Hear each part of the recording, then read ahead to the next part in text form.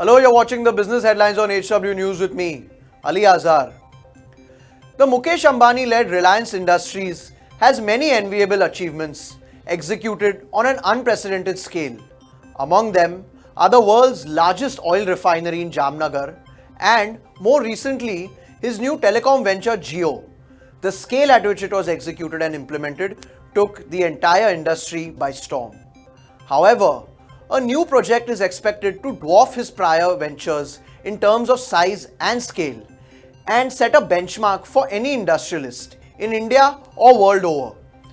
Reliance Group, in partnership with City Development Authority of Navi Mumbai or CIDCO, Jai Corporation, promoted by his close confidant Anand Jain, and Nikhil Gandhi promoted SKIL Infrastructure, has received approval to set up and run a mega city on the outskirts of Mumbai in Navi Mumbai and is expected to attract investments of a whopping $75 billion or roughly 5,25,000 crore rupees over the next 10 years. On March 7th of this year, Reliance Industries entered into an agreement with an entity named Navi Mumbai Special Economic Zone, which already owns 4,300 acres of prime land with connectivity to Jawaharlal Nehru Port and the new international airport currently under construction in the Mumbai vicinity. Reliance Industries has made an initial payment of 2,180 crore rupees to sublease land along with development rights and has also managed to obtain an approval as a special planning authority, which will not only allow it to develop but also run the city administration of the ambitious mega city project. This will drastically cut down red tape, bureaucracy, transaction time and costs of the project and would enable it to provide seamless services once it is ready. Ambani's megacity is pegged to be developed on the lines of Singapore. It will have an airport, port and sea link connectivity and once completed will accommodate over 500,000 inhabitants and thousands of businesses. This project would provide an alternative for people living in Mumbai with sky-high real estate prices and substandard infrastructure and is set to write a new chapter in urban infrastructure being developed by a private sector player for the first time and would provide an opportunity for Ambani to create a legacy for himself. More bad news awaited Vijay Mallya, the embattled liquor baron who the Indian government has accused of conspiracy to defraud, making false representations and money laundering. A UK High Court, after finding prima facie evidence of the above charges levied, denied Mallya permission to appeal his extradition order to India, a move that brings the Modi government closer to getting back the beleaguered booze baron to face charges of failing to repay bank loans to the tune of 9,000 crore rupees. Mallya's application seeking permission to appeal an extradition order granted against him in December by UK Home Secretary Sajid Javid was rejected by a UK High Court judge, Justice William Davis.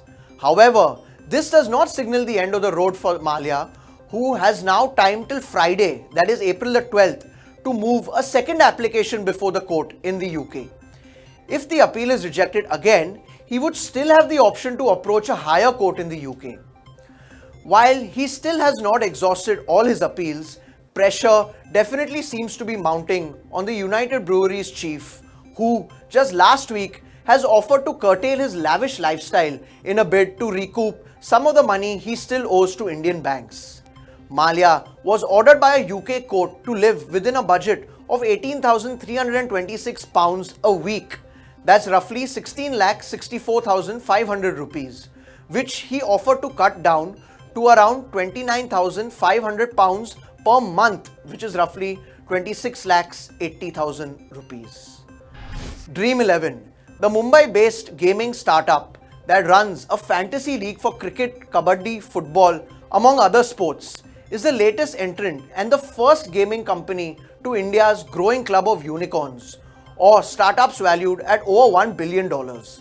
Just 7 months ago, it was valued at $700 million after it raised $100 million from China's Tencent holding.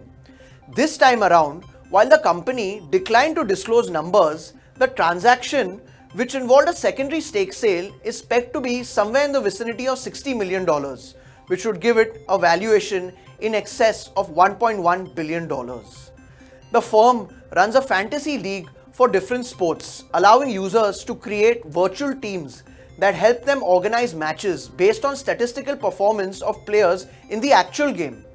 Dream11 is a market leader in this segment, with around 60 million or 6 crore users on its platform currently, and plans to end the year with 100 million users. As per a KPMG report, its user base has grown exponentially at a compounded rate of 230% over the period of the last 3 years. Not all was hunky-dory for Dream11, that saw its fair share of turbulence when its model of business was deemed to be in furtherance of gambling, which is illegal in India. However, a court ruling later clarified that fantasy gaming involves skill rather than chance, and hence its legitimacy was proved. For the fiscal year ended 31st March 2018, Dream11's revenue was 228.4 crore rupees and it made a loss of 65 crore rupees according to filings with ROC. Thank you for watching HW News. This is me signing off. Have a great day. Now be the first to know about the latest updates on our new news app. Go on your Android or iOS, search for HW News Network. Download our app, choose the language you prefer to get updates in, and be up to date with the latest news.